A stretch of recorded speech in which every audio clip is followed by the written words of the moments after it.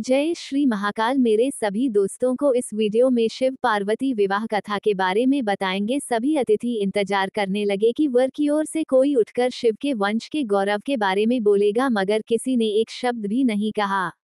वधू का परिवार ताज्जुब करने लगा। क्या उसके खानदान में कोई ऐसा नहीं है जो खड़े होकर उसके वंश की महानता के बारे में बता सके?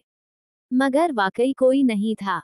वर के माता पिता, रिश्तेदार या परिवार से कोई वहां नहीं आया था, क्योंकि उसके परिवार में कोई था ही नहीं।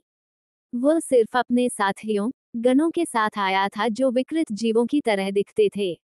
वे इंसानी भाषा तक नहीं बोल पाते थे और अजीब सी बेसुरी आवाजें निकालते थे। वे सभी नशे में चूर और विचित्र अवस्थाओं में लग रहे थे।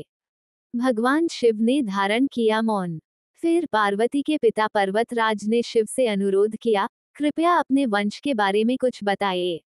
शिव कहीं शून्य में देखते हुए चुपचाप बैठे रहे। वह न तो दुल्हन की ओर देख रहे थे, न ही शादी को लेकर उनमें कोई उत्साह नजर आ रहा था। शिव कहीं शून्य में देखते हुए चुपचाप बैठे रहे। वह न तो दुल्हन की ओर देख रहे थे, न ही शादी को लेकर उनमें कोई उत्साह नजर आ रहा था। वो बस अपने गणों से घिरे हुए बैठे रहे और शून्य में घूरते रहे। वधू पक्ष के लोग बार बार उनसे ये सवाल पूछते रहे, क्योंकि कोई भी अपनी बेटी की शादी ऐसे आदमी से नहीं करना चाहेगा जिसके वंश का अता पता न हो। उन्हें जल्दी थी, क्योंकि शादी के लिए शुभ मुहूर्त तेजी से निकला जा रहा था। मगर शिव मौन रहे। समाज के लोग, कुलीन राजा महाराजा और पंडित बहुत घृणा से शिव की ओर देखने लगे और तुरंत फुसफुसाहट शुरू हो गई, इसका वंश क्या है? ये बोल क्यों नहीं रहा है? हो सकता है कि इसका परिवार किसी नीची जाति का हो और इसे अपने वंश के बारे में बताने में शर्म आ रही हो। नारद मुनि ने इशारे से बात समझानी चाहिए। फिर नारद मुनि, जो उस सभा में मौजूद थे, ने ये सब तमाशा देखकर अपनी वीणा उठाए और उसकी एक ही तार खींचते रहे। वो लगातार एक ही धुन बजाते रहे, टोइंग टोइंग टोइंग। इससे खींचकर पार्वती के पिता पर्वतराज अपना आपा खो बैठे। यह क्या बकवास है? हम वर की वंशावली के बारे में सुनना चाहते हैं, मगर वो कुछ बोल नहीं रहा। क्या मैं अपनी बेटी की शादी ऐसे आदमी से कर दूं? और आप ये खिजाने वाला शोर क्यों कर रहे हैं? क्या ये कोई जवाब है?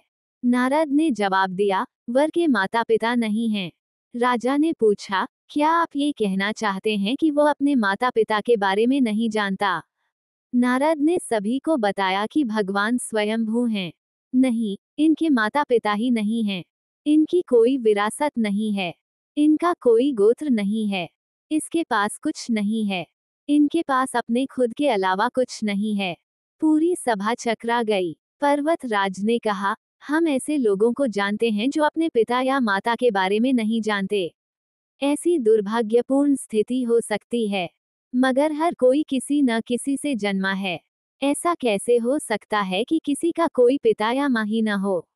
नारद ने जवाब दिया, क्योंकि यह स्वयंभू हैं। इन्होंने खुद की रचना की है। इनके न तो पिता है न माता। इनका न कोई वंश है, न परिवार। ये किसी परंपरा से ताल्लुक नहीं रखते और न ही इनके पास कोई राज्य है। इनका न तो कोई गोत्र है और न कोई नक्षत्र, न कोई भाग्यशाली तारा इनकी रक्षा करता है।